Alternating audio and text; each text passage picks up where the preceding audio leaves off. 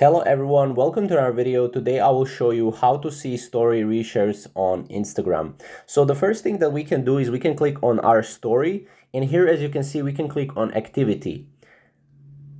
Now once we're here on activity, what we can do is we can scroll down until we see shares. Now shares here, this means that these are story reshares, right? So this means that 12 people shared our story, to next people, right?